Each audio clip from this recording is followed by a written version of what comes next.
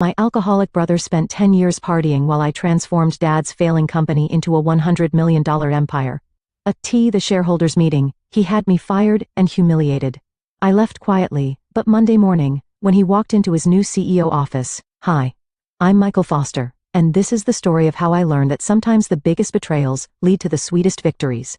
You see, in business, just like in family, the person you trust the most can be the one plotting your downfall, but they often forget to check what's really beneath their feet before they push you off the cliff. Let me take you back to where it all began. Foster Technologies wasn't always the $100 million company it is today. 15 years ago, it was just a struggling IT consulting firm my father had built from scratch.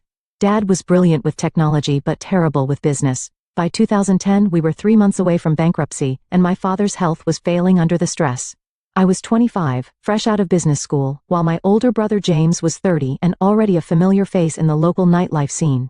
Dad had always favored James, the charming firstborn who could talk his way out of anything. But charm doesn't pay the bills, and James's party lifestyle had already cost the company several major clients. I still remember that rainy Tuesday when I found Dad slumped over his desk, tears in his eyes, looking at our latest financial reports. "It's over, Michael," he whispered, his voice broken.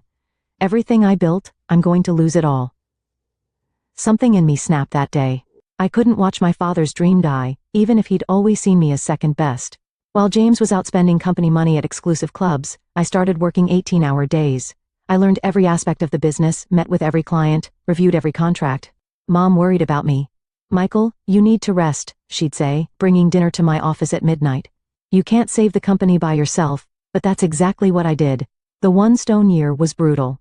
I restructured our debt, cut unnecessary expenses, including James's entertainment budget, and personally visited every major client we'd lost. Many slammed their doors in my face, but I kept coming back. Persistence pays off. By the end of that year, we were breaking even. James found it hilarious. Look at little Mikey playing businessman. He'd mock whenever he bothered to show up at the office. "Dad's still going to put me in charge. You know, I'm the oldest." I ignored him and focused on work. Over the next 5 years, I transformed Foster Technologies from a simple IT consulting firm into a full-service digital transformation company.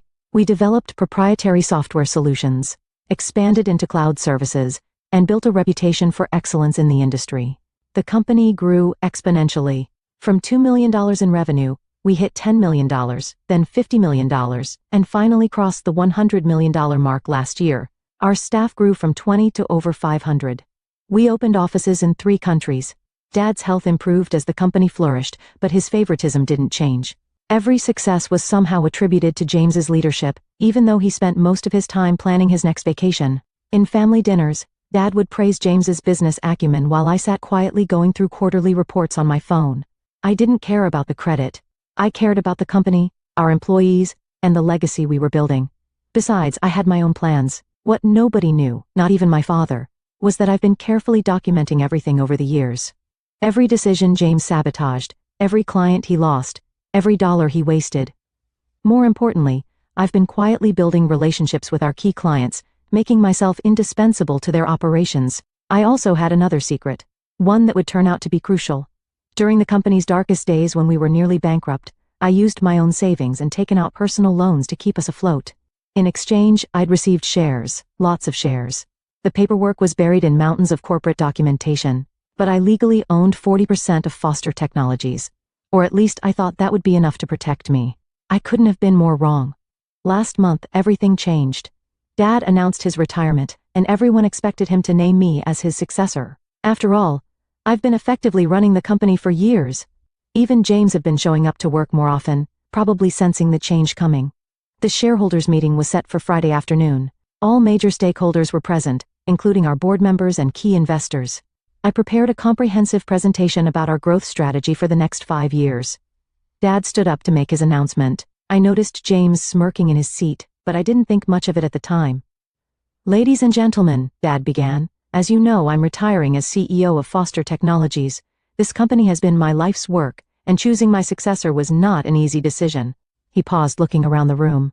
"But there's only one person who truly embodies the leadership qualities needed to take Foster Technologies to the next level. Someone who understands our family values and has the vision to lead us into the future." I sat straighter in my chair, ready to accept the responsibility I've been preparing for all these years. My son, James Foster, will be taking over as CEO, effective immediately. The room went silent. I felt like I'd been punched in the gut, but Dad wasn't finished. Furthermore, James has brought to my attention some concerning irregularities in our recent operations. It seems that certain individuals have been making unauthorized decisions and potentially compromising our company's integrity. James stood up holding a folder. I'm afraid my brother Michael has been operating outside his authority, making promises to clients we can't keep, and potentially engaging in unethical practices. I couldn't believe what I was hearing. Every accusation was a twisted version of the truth. The very decisions that had saved and grown the company were being presented as reckless and unauthorized. Therefore, Dad continued, as my final act as CEO, I'm terminating Michael's employment with Foster Technologies, effective immediately. The security guards were already approaching my chair. James's voice dripped with fake sympathy. I'm sorry it had to end this way, little brother, but hey, maybe now you can get a life outside the office. The room erupted in whispers as I was escorted out, my keycard deactivated, my access revoked. I could see the pity in some faces, the skid and fruit in others, but they had no idea what was coming, because while James was plotting my downfall, he'd forgotten three crucial things. First, those unauthorized decisions were all properly documented and approved. Second, my 40% ownership stake wasn't as buried as they thought. And third, well, let's just say that when you spend 10 years building a company's technology infrastructure, you learn where all the bodies are buried. Sometimes literally. As I walked to my car that evening, I pulled out my phone and sent a single text message to an old friend at the SEC. Then I went home and waited. Monday morning was going to be very, very interesting. Monday morning arrived with a thunderstorm, fitting weather for what was about to unfold. I sat in my home office watching the clock tick towards 9 a.m. when James will be shredding into his new CEO office for the first time. The weekend had been interesting. Mom had called 17 times, leaving tearful voicemails about family unity. Dad hadn't called at all. James had been too busy celebrating at his favorite clubs. The photos were all over social media, including some questionable ones with the company credit card clearly visible on the table. I smiled, remembering how James always thought technology was beneath him. That's geek stuff, he'd say, refusing to learn even basic cybersecurity protocols. Well, that arrogance was about to cost him dearly. At exactly 9:15 a.m., my phone buzzed. A text from Sarah, my loyal executive assistant who James hadn't bothered to fire. Probably because he thought she just brought coffee. It's starting, her message read. I opened my laptop and connected to Foster Technologies' internal security feed. Yes, I still had access. When you build a system from the ground up, you always leave yourself a back door. The camera in the CEO's office showed James walking in, coffee in hand, ready to begin his reign. He sat in a leather chair, my chair, and pressed the power button on his computer. That's when the show began. Instead of the Windows login screen, a video started playing. It was security footage from years ago showing James in his very office making a deal with our biggest competitor to sell them our client data. The audio was crystal clear. Of course, I can get you their information. James's voice rang out. My idiot brother does all the work anyway. Just make sure the payment goes to my Cayman account. James frantically tried to turn off the monitor, but nothing worked. The video kept playing on every screen in his office, but that was just the beginning. His phone buzzed. The SEC had received an anonymous tip about insider trading, complete with documented evidence of James's illegal activities over the past decade. His private email started pinging with notifications.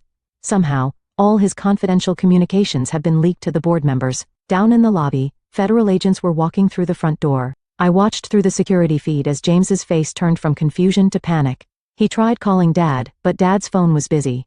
Probably because he was getting his own set of revelations about his beloved firstborn's activities. At a.m., Sarah walked into James's office.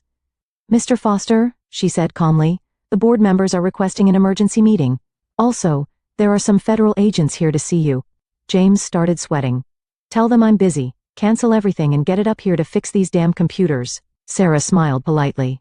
I'm afraid that won't be possible. You see, the entire ed department just resigned. They sent a company-wide email explaining why. Something about loyalty to the person who actually built this company. What? They can't do that. We have contracts. Actually, Sarah placed a folder on his desk. He can. Their contracts were with a subsidiary company that holds all their intellectual property rights. A company that, as of this morning, is no longer affiliated with Foster Technologies. James's hands shook as he opened the folder. Inside was a simple document showing the ownership structure of Foster Innovation Labs, the subsidiary I quietly created years ago. The company that actually owned all our patents, software and client contracts. and I owned 100% of it. But the clients, James stammered, have already been informed of the change in management. Most have already signed new contracts directly with Foster Innovation Labs. It seems they prefer working with the person who actually handled their accounts all these years. The color drained from James's face as he finally understood. Every piece of technology that made Foster Technologies valuable, every client relationship that kept it profitable, every key employee who made it run, they were all loyal to me. He'd stolen an empty shell. The office door opened again. 2 FBI agents walked in, followed by Mr. Patterson, our chief legal counsel. James Foster, one agent said. We need to ask you some questions about certain financial transactions. You can't do this, James shouted, looking wildly around the room. I'm the CEO. I'm in charge here. Mr. Patterson cleared his throat. Actually, about that, he pulled out another document. The board just concluded an emergency meeting. Given the circumstances, they voted to remove you as CEO effective immediately. They can't do that. You own shares in Foster Technologies, Mr. Patterson corrected. A company that, as of 9 o'clock this morning, has no intellectual property, no major clients, and no core development team. I believe the stock price reflects that reality. James lunged for his computer, probably to check the stock ticker. But, of course, his screen was still playing videos of his various illegal activities over the years. As James was escorted out of the building by federal agents, his designer suit wrinkled and his face ashen, I sent one final company-wide email from my remote access to all remaining Foster Technologies employees. You have a choice. Stay with a sinking ship or join us at Foster Innovation Labs, where innovation and integrity actually mean something. Your jobs are secure, your benefits will be better, and most importantly, your hard work will be respected. Within an hour, 90% of the staff had accepted the offer. But my revenge wasn't complete yet. There was still the matter of dear old Dad's retirement fund. The fallout was spectacular. Within 24 hours, Foster Technologies stock had plummeted 70%. News of James's arrest made headlines in every major business publication. Tech CEO arrested on multiple fraud charges. Foster Technologies in freefall as scandal erupts. But I wasn't done yet. 3 days after James's arrest, I sat in my new office at Foster Innovation Labs headquarters, a modern building I secretly purchased 6 months ago. Sarah walked in with a familiar face.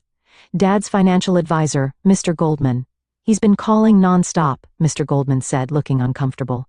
Ever since he realized that his retirement fund is worthless, I finish for him because he invested everything in Foster Technologies stock. Dad had always bragged about having skin in the game, keeping his entire retirement portfolio in company shares. It was poor financial planning, but he'd never listened to advice about diversification. Now those shares were worth pennies on the dollar.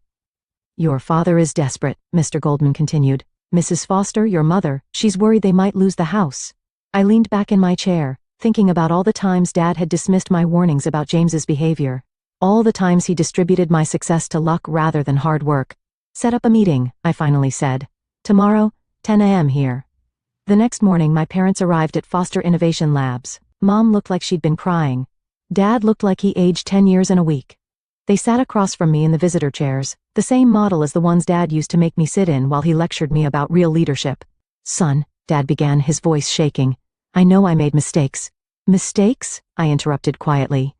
You let James destroy evidence of his crimes. You helped him embezzle company funds. You were complicit in fraud that hurt our employees, our clients, and our shareholders. I didn't know. He tried to protest. You knew? I cut him off. You just didn't care because James was your golden boy, and I was just the backup plan. Mom started crying softly. I handed her a tissue, but that's not why you're here, I continued. You're here because you're broke, because the company shares that were supposed to fund your retirement are worthless. Dad slumped in his chair. Michael, please, we're family. Family? I smiled without humor. Was I family when you let James take credit for my work? Was I family when you fired me in front of the entire company? I pulled out a folder. I learned that dramatic revelations were more effective with proper documentation. Here's what's going to happen. Foster Innovation Labs will buy back your shares in Foster Technologies at their original purchase price. Their eyes widened with hope. But I continued, there are conditions. First, you both sign a non-disclosure agreement about Jane's activities. Second, you retire quietly to that house in Florida you always talked about. Third, you stay out of my business completely. You do that for us, Mom whispered. Not for you, I corrected for the scared 12-year-old boy who used to believe his father hung the moon. He deserved better than what you gave him. Dad started to speak, but I held up my hand. One more thing. The money comes with a trustee, someone who'll make sure you don't gamble it away on another one of James's schemes, monthly allowance, investment restrictions. The whole package. You don't trust us? Dad said safely. You taught me that lesson very well. They signed the papers. As security escorted them out, Dad turned back one last time. I was wrong about you, son. You're a better businessman than I ever was. Dad, I replied. I'm just better at remembering who my real enemies are. 5 years have passed since then. Foster Innovation Labs is now a $1 billion company known for its cutting-edge technology and ethical business practices. James served 2 years in prison and now works as a bartender in Vegas. Dad and Mom live quietly in Florida, sending occasional postcards that I never answer. Last week I received an invitation to speak at my old business school. The topic, the importance of integrity in family business, I accepted with a smile. After all, I have quite a story to tell. Sometimes the best revenge isn't destroying your enemies. It's building something so successful that they have to live with the knowledge that they bet on the wrong horse. And as for those who wonder how the quiet one, the careful one, the backup plan pulled off such a complete victory, well, let's just say that while the peacocks are busy showing off their feathers, the eagles are watching, waiting, and planning their next move. Because in business, just like in life, it's not about who starts at the top. It's about who's still standing when the dust settles.